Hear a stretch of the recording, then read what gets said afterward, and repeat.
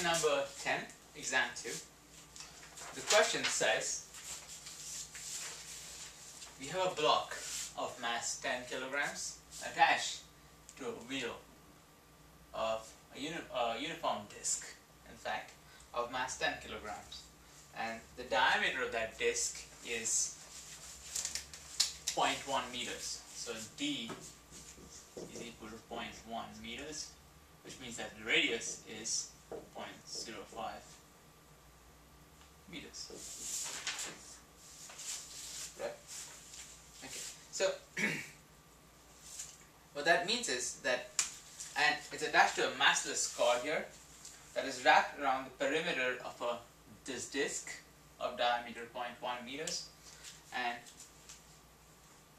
the pulley is a 10 kilogram disc, right? And as the block falls, what is its acceleration? So this block is falling down this way. It's attached to with string to the disc, which is the pulley, and as the pulley rotates, this block falls slowly down, right? So we need to find out what is the acceleration of this block of mass m. So the way to look at it is this. First, we need to separate the two different motions. One is a rotational motion, one is a translational motion. So the best way to do that is to start writing equations. Now, let's isolate this body here and say, what can I say about this body? Free body diagram would be tension minus mg is equal to minus ma, right? Since its body is accelerating this way, presumably, and which boils down to mg minus t is equal to ma, right? So that's one equation that we can always write for a body that's falling attached to a row. Okay. Now let's look at the pulley and see on a rotational basis what is actually happening. So in rotation, we are always looking for a torque, right? So tau is equal to this tension times this distance, T dot R, right?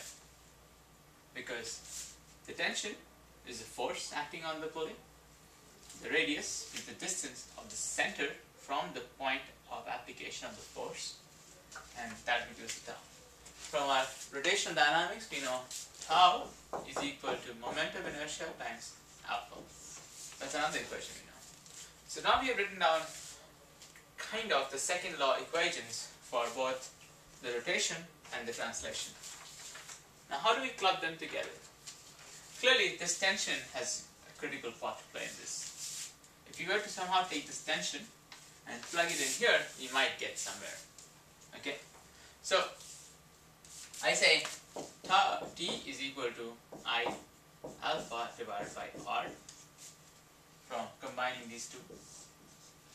And moreover, and then if I plug that back in here, I have mg minus I alpha divided by R is equal to ma. Alright.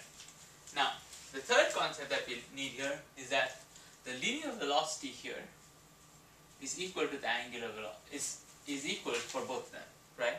So the acceleration here, the velocity of this rope going this way, if you imagine a point on this rope, if it has a velocity v, then it can be written as v is equal to r omega, where omega is the angular velocity of the rotating pulley. Okay? If you take the derivative on both sides, d by dt, then we get A is equal to R alpha. This is the third equation that we use for this. That the acceleration, linear tangential acceleration for the pulley is related to the angular acceleration of the pulley by R. So from this we can write alpha is equal to A by R. Again, we plug that back in here and we get mg minus I times A by R squared is equal to ma. Or ma plus I by r squared times A is equal to mg. Right? Isolating A again, A is equal to mg by m plus I divided by r squared. Now this is what we wanted, right? Capital I can be calculated from our moment of inertia of a disk, rotating disk. We know the radius, we know the masses, we know g. For plugging in things, we get A is equal to 6.7 meters per second squared. Right? I've tried to use variables because sometimes you will not have the mass of this body being equal to the mass of the disk. And so I've given you a general way of looking at it. So doing a recap, what is the first thing we're doing? We're looking at the system and saying, isolating the translational part of the system from the rotational part of the system. After that, we write down the motion, translational motion for our body, which is moving, falling down, right? And then we write down a rotation motion equation. Tau is equal to T times R.